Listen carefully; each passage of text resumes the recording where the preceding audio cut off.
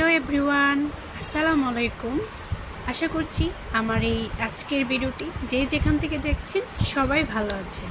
আলহামদুলিল্লাহ, আমিও আল্লাহর অশেষ রহমতে অনেক ভালো আছি। অনেক দিন পর আপনাদের মাঝে চলে আসলাম ছোট্ট একটা মিনি ব্লগ নিয়ে। আশা করছি সবাই সম্পূর্ণ ভালোবাসা দিয়ে আমার আজকের ভিডিওটি শেষ পর্যন্ত দেখে নেবেন।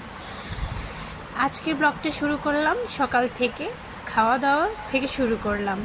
এখন সকাল 8টা বাজে আর বাইরে প্রচুর বৃষ্টি, সেই জন্য আমার মেজো আপু খুদের ভাত আর ভর্তা বানিয়েছে। কারণ আমি খুদের ভাত আর ভর্তা খুব পছন্দ করি, বিশেষ করে বৃষ্টির দিন খেতে খুব ভালো লাগে, তাই আপু আমার জন্য এটা বানিয়েছে। এই ব্লগটা হলো আমার গ্রামের বাড়িতে, আমার মেজো আপুর বাড়িতে গিয়েছিলাম বেড়াতে, ওখানকার ব্লগ। এতদিন আমি আপনাদের সাথে শেয়ার করতে পারিনি, কারণ আমি একটু ব্যস্ত ছিলাম, তাছাড়া আমি অনেকটা অসুস্থ ছিলাম, সেজন্য আমি ভয়েস দিতে পারিনি। আজকে ভয়েসটা দিলাম। মাটি চুলার রান্নার স্বাদই আলাদা। চলেন তাহলে দেখে নিই মজার রান্না। এই যে এগুলো হলো নদীর টাটকা পোনা মাছ। আমাদের অঞ্চলে এটাকে পোনা মাছ বলে, কার অঞ্চলে কী নামে বলে অবশ্যই আমাকে জানাবেন। এই যে দেখুন, আমার আপু এগুলো সব মশলা দিয়ে মাখিয়ে নিয়েছে। মাখানোটা শেয়ার করতে পারিনি, তখন আমি ভুলে গিয়েছিলাম ভিডিওটা করতে, পরে করেছি। যাই হোক, রান্নার যে মশলাগুলো ওগুলাই দেয়, একটু হলুদ, একটু লবণ, মরিচ, ধনিয়া গুঁড়া, কাঁচামরিচ আর পেঁয়াজ কুচি দিয়েছে, জাস্ট তাই, আর কিছু দেয়নি। আর এখানে দেশি মুরগি রান্না করবে, সেগুলো নিয়ে নিয়েছি। এই যে দেখুন, পেঁয়াজটা একটু বাগার দিয়ে তারপর মাছগুলো ছেড়ে দিয়েছি, এখন একটু ভেজে নেবে। অল্পতে রান্না করে ফেলে, অথচ খেতে ভীষণ মজা লাগে। মাটির চুলার রান্নার স্বাদই আলাদা। আসলে যারা আমরা শহরে থাকি তারা আসলে বুঝতে পারি, গ্রামে আসলে রান্নার স্বাদগুলো আসলে অন্যরকম লাগে, ভীষণ ভালো লাগে। কারণ একটাই, তারা মাটির চুলায় রান্না করে। এই যে দেখুন, মাছটা রান্না করতেছে, একদম সহজ সরলভাবে রান্না বান্না করে খেতে কিন্তু ভীষণ মজা লাগে। দেখুন কালারটা জাস্ট কত সুন্দর আসছে। আর এখন দিয়েছে লেবু পাতা। লেবু পাতাটা দেওয়ার কারণে ভীষণ সুন্দর একটা গ্রান এসেছে, আর খেতে তো অবশ্যই ভালো লেগেছে। আর এখন দিয়েছে, এটাকে করমজা বলে, আমাদের এখানে এটাকে করমজা বলে। করমজাটা দেওয়ার ফলে জানি না তরকারিটা কি বলে, টকটক লাগে। এমনি তো ছোট মাছে একটু যে কোনো একটু টক দিলে খেতে খুব ভালো লাগে, বিশেষ করে বিলম্বি। তো এখন বিলম্বি পাইনি, সেজন্য করমজাটা দিয়েছে, খেতে খুব ভালো লাগে। আর এখানে নিয়েছে দেশি মুরগি, কারণ আমি গরু মাংস খাই না। ঈদের মধ্যে তো গরু মাংস ছাড়া আর কিছু নেই, কিন্তু আমি গরু মাংস খাই না, আমার খেতে ভালো লাগে না, সেজন্য আপু আমার জন্য দেশি মুরগি রান্না করেছে। তাছাড়া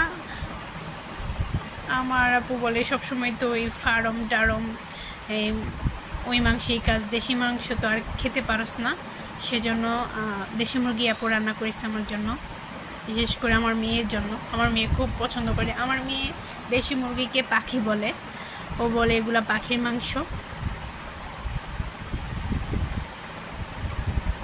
এই যে আপু রান্না করতেছে,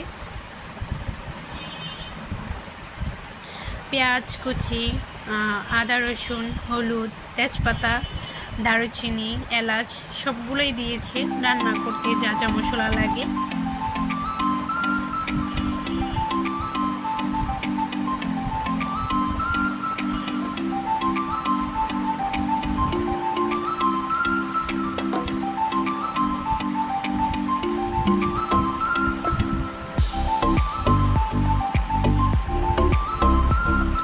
ধনিয়ার গুঁড়া, জিরার গুঁড়া সবগুলো মশলাই দিয়েছি। এখন মশলাগুলো একটু কষিয়ে নেবে।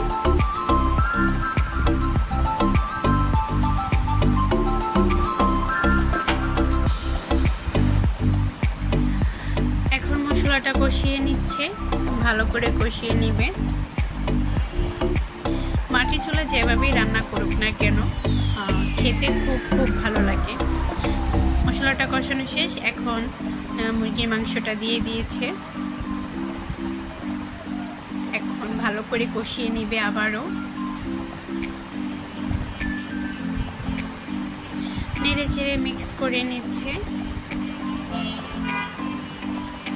এখন কিছুক্ষণ কষিয়ে নিবে। মায়ের পরে যদি আপনাকে কেউ ভালোবেসে থাকে সে হলো বড় বোন। আসলে বড় বোনদের ভালোবাসা অনেকটা মায়ের ভালোবাসার মতো। আমার মা নেই, কিন্তু আমি বুঝতে পারি আমার বোনরা আমাকে কতটা ভালোবাসে, কিভাবে আগলিয়ে রাখে। কখনো বুঝতেও দেয়নি যে আমার মা নেই। একজন মা তার মেয়ের জন্য যে যে কাজ করে, যেরকম ভালোবাসা দেয়, হয়তো সম্পূর্ণ ভালোবাসা দিতে পারে না, মায়ের অভাবই থেকে যায়, কিন্তু তারপরও 60% আমার মনে হয় বড় বোনরা দিতে পারে। আমার বোনরা আমাকে ভীষণ ভীষণ ভালোবাসে, যেটা ভাষায় প্রকাশ করতে পারবো না। এখন রান্নাবান্না শেষ, এই যে এখন খাওয়ার পালা।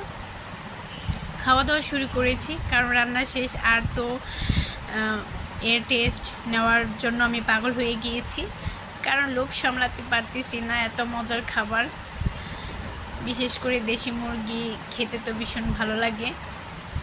আমি আমার মেয়ে একসাথে খাচ্ছি। এই যে আমার মেয়ে মাংস খাচ্ছে, সে ভাত খাবে না। সে বলে আম্মু পাখির মাংস খুব ভালো লেগেছে।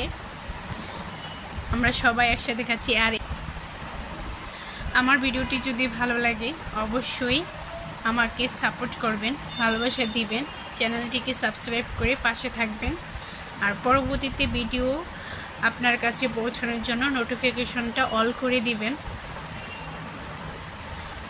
আমার ভিডিওটি কেমন লাগলো অবশ্যই কমেন্ট করে জানাবেন।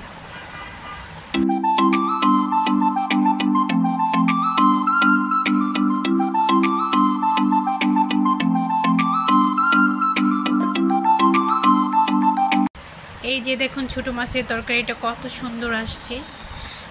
দেখতে যতটা সুন্দর, খেতে কিন্তু ততটাই ভালো লেগেছে। ভীষণ ভীষণ মজা হয়েছে। আপনারা না খেলে অবশ্যই বুঝতে পারবেন না। একবার এভাবে রান্না করে খেলে এর প্রেমে পড়ে যাবে। আজকের মতো এখানেই বিদায় নিলাম। সবাই ভালো থাকবেন, সুস্থ থাকবেন, আর আমার জন্য এবং আমার পরিবারের জন্য দোয়া করবেন। সবাই ভালো থাকবেন, সুস্থ থাকবেন। দেখা হবে পরবর্তীতে নতুন একটা ভিডিওতে। সে পর্যন্ত সবাই ভালো থাকবেন। আল্লাহ হাফেজ।